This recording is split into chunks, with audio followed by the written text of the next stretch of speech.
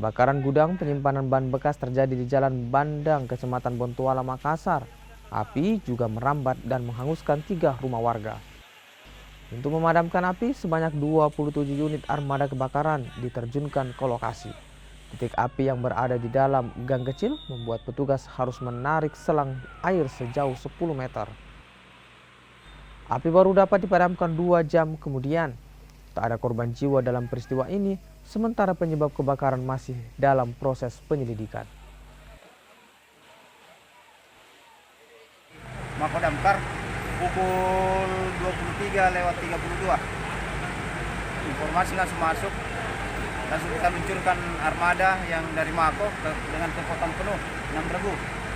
Ditambah dengan Karester Ujung Tanah 3 unit armada, terus Posko Timur 3 unit armada juga.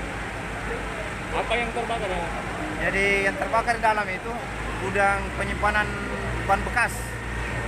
Ada rumah? Ada. Berapa unit? Belum berapa? 3. Jadi rumah yang terbakar itu 3 unit.